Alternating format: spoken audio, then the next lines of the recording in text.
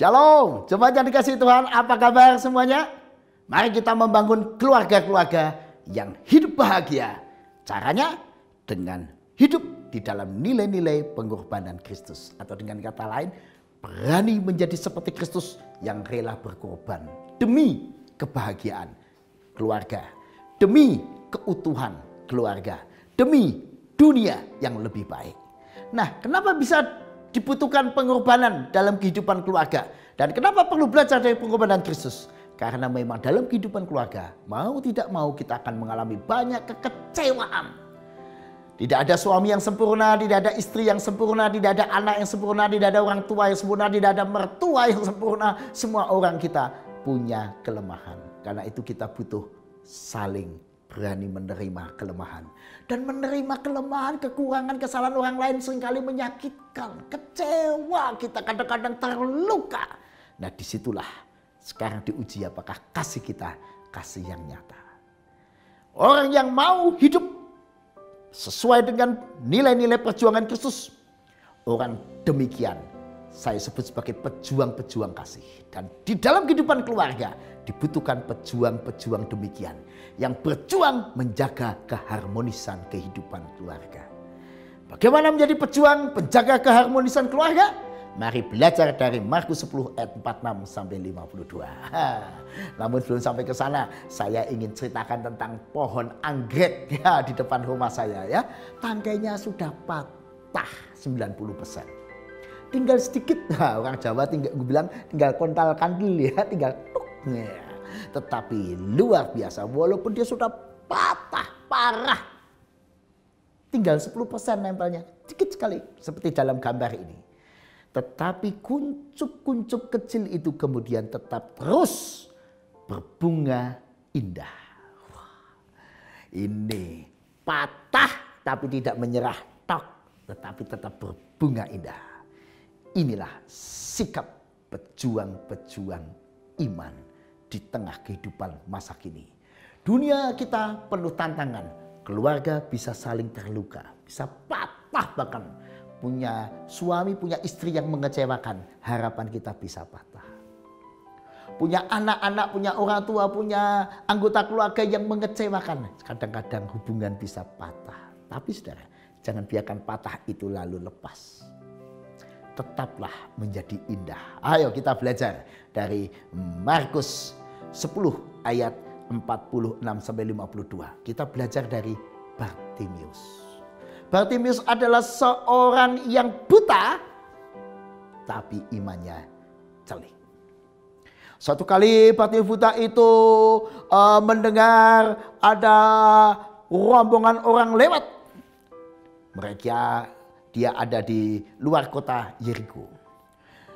Maka dia mencuri-curi dengar siapa yang lewat. Ternyata dia mendengar Yesus orang Nazaret lewat. Wah, ketika didengarnya Yesus orang Nazaret lewat, apa yang dia lakukan? Dia mulai berseru-seru. Yesus anak Daud, kasihanilah aku. Yesus anak Daud, kasihanilah aku. Tentu orang-orang di dekat-dekatnya merasa terganggu. Yang mereka sedang ingin mengikut Yesus. Mereka ingin mendengar cerita Yesus. Mereka ingin melihat Yesus. Gak ingin ada gangguan. Tapi justru si Bartimius ini berteriak-teriak. Maka mereka menegur, hei kamu diam. Namun menarik, semakin keras ia berseru, anak Daud kasihanilah aku. Yesus anak Daud kasihanilah aku. Kenapa demikian? Karena bagi Bartimius, Yesus bukan sekedar orang Nazaret yang lewat.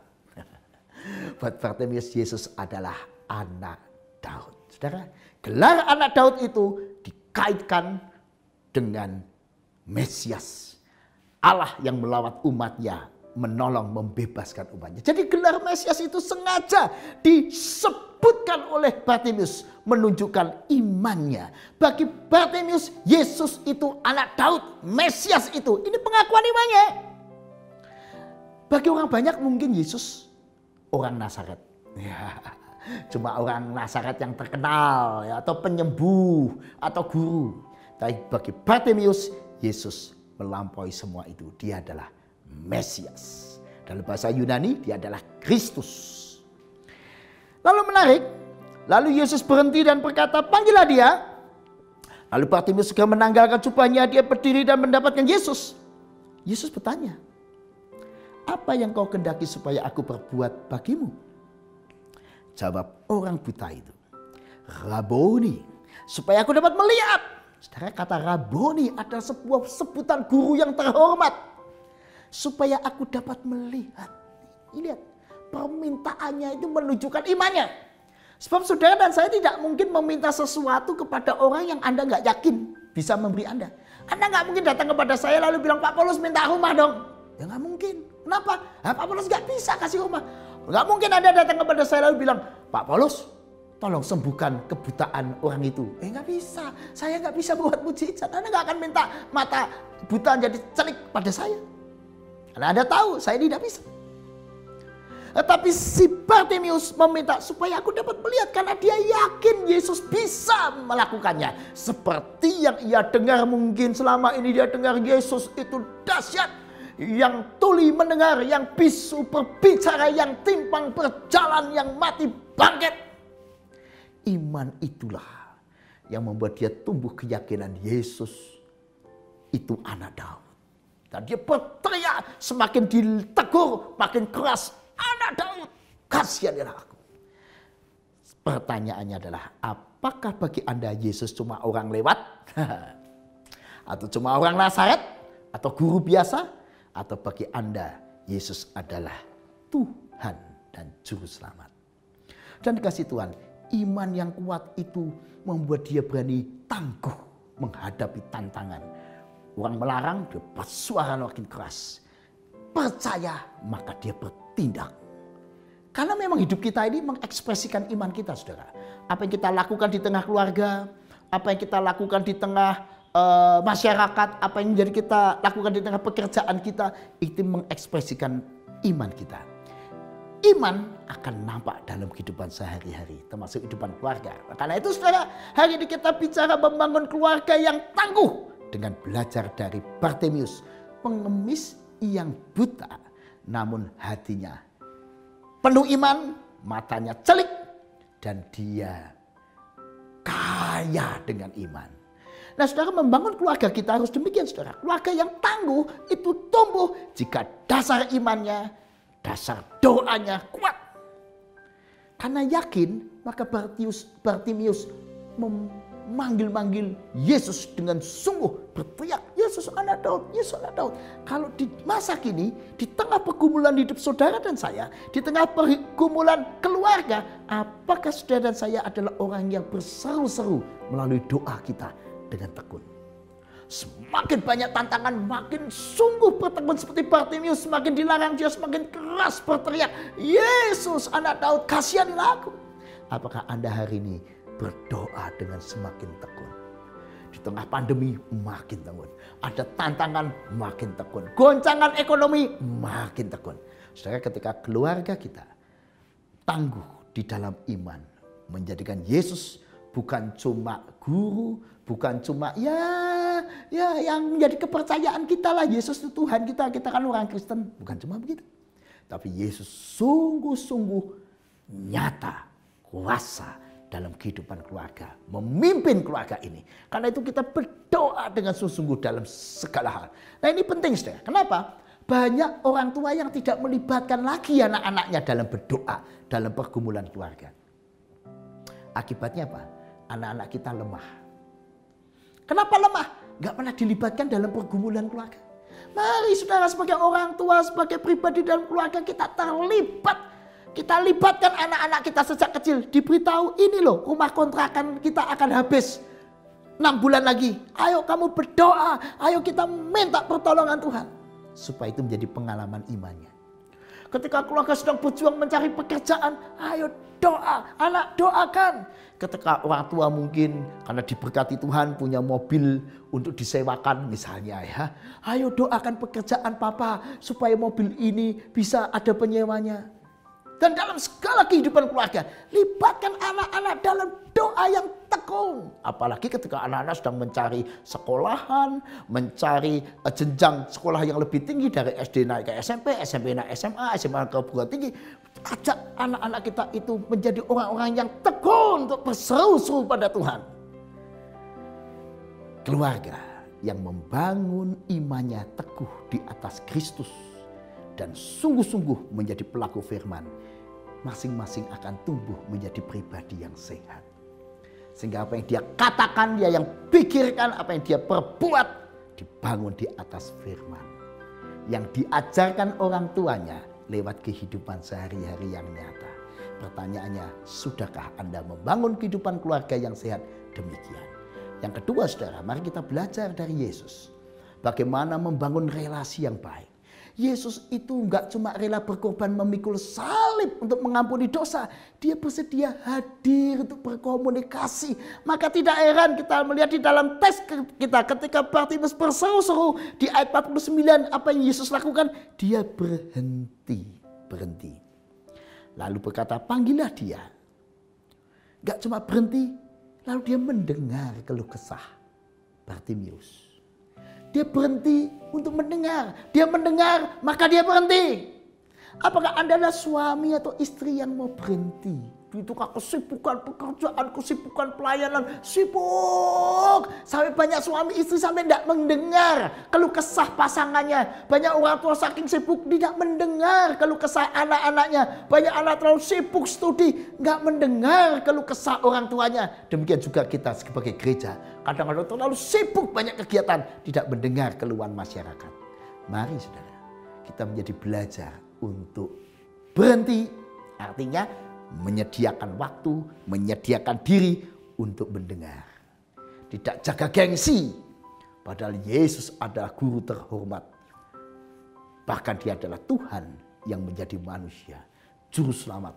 Tetapi dia mau berhenti demi seorang Bartimeus, pengemis yang buta, yang waktu itu sangat tidak dihargai. Pengemis saja enggak dihargai orang banyak.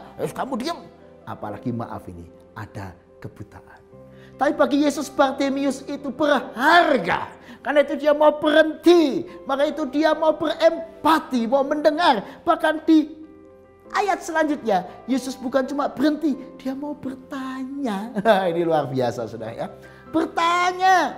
Yesus kan maha tahu Pak, betul. Tapi dia rendah hati. Dia gak mau menggunakan sekedar kemahatauannya. Gak bilang, sudah gak usah ngomong, aku udah tahu kok isi hatimu. Kan banyak orang tua begitu kan. Pada anak-anaknya, gak usah ngomong, aku udah tahu. Papa udah tahu isi hatimu. Gak usah ngomong, aku udah tahu. Nah, ini kan dugaan-dugaan yang belum tentu betul. Bukan soal dugaannya, tapi kerendahan hati. Nah, Yesus mau bertanya di ayat ke-51. Apa yang kau kehendaki supaya aku berbuat bagimu? Apa yang kau kehendaki supaya aku berbuat bagimu? Bertanya, apa yang harus kulakukan buat kamu? Apakah Anda ada suami atau istri yang bertanya pada pasanganmu, Pak, Ma, kamu ingin aku berbuat apa? Apa kekuranganku, apa salahku, atau apa yang bisa membuat engkau bahagia? Apa yang kau bisa aku lakukan supaya engkau mengatasi persoalan ini dan seterusnya. Banyak pasangan suami istri sudah tidak saling bertanya. Apa? Males bertanya. Dah terserah dia mau apa terserah. Enggak bertanya. Pak gimana keadaanmu? Ma bagaimana? Enggak ada komunikasi. Nah inilah saudara yang membuat rumah tangga menjadi hancur. Godaan mudah datang ketika komunikasi suami istri tidak lancar. Suami tidak mau berhenti memberi waktu kebersamaan. Tidak mau mendengar. Tidak mau merasakan perasaan pasangannya. Tidak mau bertanya. Bandingkan dengan Yesus. Yesus mau bertanya, artinya dia berusaha untuk memahami. Supaya dia bisa melayani dengan baik, dengan tepat seperti yang diminta. Jadilah pasangan suami istri yang masing-masing mau memberi waktu. Berhenti demi kamu. Mendengar dengan sabar demi kamu. Bertanya supaya aku paham apa yang kau inginkan dari aku. Sebagai orang tua kita juga perlu demikian, memberi diri kita. Memberi waktu kita, bertanya supaya kita makin memahami anak-anak kita. Sebagai gereja kita juga memahami masyarakat. Sebagai pribadi mari kita juga belajar mengerti sesama kita, teman-teman kita, supaya kita paham mereka. Supaya kita bisa menjadi orang yang bijaksana di tengah hidup ini. Dan lebih lagi saudara, pujian yang diberikan oleh Yesus, imanmu telah menyelamatkan engkau. Ini sebuah pujian ya. Mari saudara, saya sebagai orang tua kepada anak-anak, kepada orang tua. Kalau memang baik anakmu, orang tua puji. Seperti Yesus memuji Bartimeus dengan tulus, imanmu menyelamatkan engkau. Ini sebuah pujian. Sebagai pasangan suami istri, ayo saling memuji.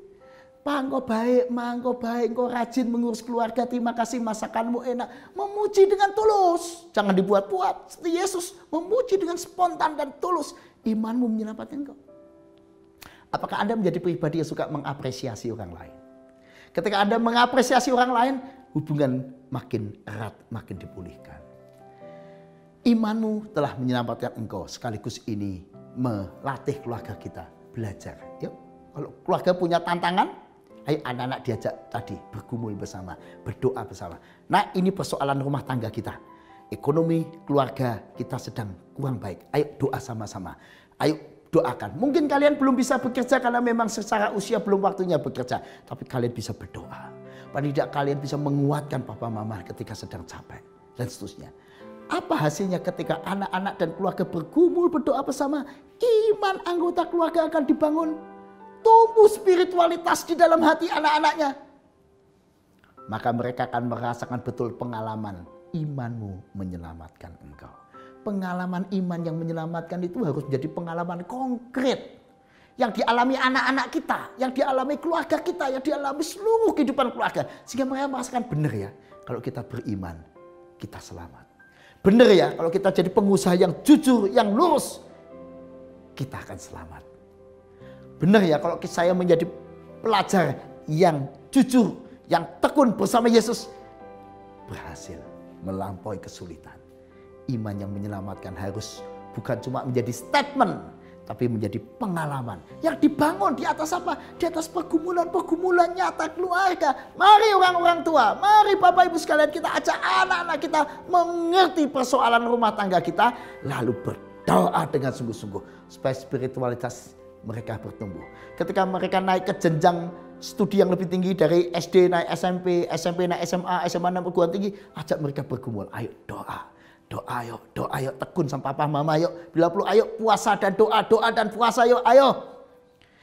Kebersamaan dalam berjuang dalam spirit yang kuat ini membangun keutuhan, kerekatan antar anggota keluarga. Sehingga nanti kelak anak-anak kita memiliki keuletan dalam segala hal. Ulet bekerja, ulet melayani, ulet dalam pendidikan. Dalam bahasa umum itu disebut kecerdasan daya juang. Hari ini harus diakui banyak anak-anak kita lemah dalam daya juang. Lemah mentalnya. Kalau dikasih tugas gurunya banyak sedikit ngomel. Kalau ada tantangan banyak sedikit putus asa. Seperti tangkai yang patah. Tak. Kalau ada masalah sedikit nggak bisa ngatasi. Aku nggak bisa. Kenapa? Nggak pernah belajar untuk ulet. Nah, siapa yang melatih? Orang tua. Ayah ibunya. Mari latih keluarga kita dan diri kita sendiri. Adversity quotient. EQ, bukan cuma IQ. Perlu kecerdasan EQ, kecerdasan sosial, kecerdasan emosional, tapi juga adversity quotient ini penting. Yaitu membangun kecerdasan daya juang di tengah kesulitan. Ada kesulitan di masa pandemi, ekonomi rumah tangga goncang, daya juang tiap orang, tiap keluarga bisa beda. Tergantung EQ-nya, adversity quotient-nya. Menurut Stoltz, EQ, adversity quotient, tergantung 5 hal. Control, origin, ownership, reach, dan endurance. COORE, control. Orang yang semakin bisa mengontrol situasi, EQ-nya makin baik. Orang yang bisa menemukan apa sebab dan penyebab, EQ-nya lebih baik. Orang yang berani menerima realita, EQ-nya baik. Ketika Anda berani menerima realita kepahitan, ya ini ekonomi kita goncang, ya ini kedukaan yang harus kita alami, kita tanggung. Ini kekecewaan kita karena kita difitnah misalnya. Berani menerima, ini berarti EQ-nya kuat. Tapi bijak bereaksi juga. Bijak bersikap di tengah segala tantangan realita hidup. Endurance, punya mental yang kuat. Nah, itu semua ditentukan sebenarnya EQ oleh pendidikan, karakter, bakat, kesehatan, keyakinan, pengalaman, dan sebagainya. Dan karena itu mari saudara kita bangun EQ keluarga kita di atas pengorbanan Kristus, di atas iman yang kuat. Dengan kata lain, keluarga akan bahagia kalau terus membangun imannya di atas Kristus. Di atas keyakinan bahwa Yesus sudah berkorban untuk kita. Kita hidup seperti Kristus. Seperti Kristus juga, mari kita menjadi pejuang-pejuang penjaga harmonisnya kehidupan. menjaga harmonisnya rumah tangga, rasa kecewa, rasa duka, rasa beban berat, rasa persoalan yang harus kita alami, mari kita hadapi dengan kasih yang nyata. Beranikah Anda? Ya Tuhan, kami memohon pertolongan-Mu supaya kami mampu menjadi para pejuang-pejuang penjaga keharmonisan keluarga. Dengan rela memikul salib kehidupan keluarga kami. Seperti Yesus memikul salib kami. Dengan rela berkorban seperti Kristus yang terluka karena dosa kami. Biar kami juga berani dan rela untuk menerima rasa kecewa. Mungkin kesalahan orang-orang sekeliling kami. Ajar kami untuk berani menerima kelemahan mereka. Di dalam nama Yesus kami serahkan keluarga kami dalam pertolongan Tuhan. Amin.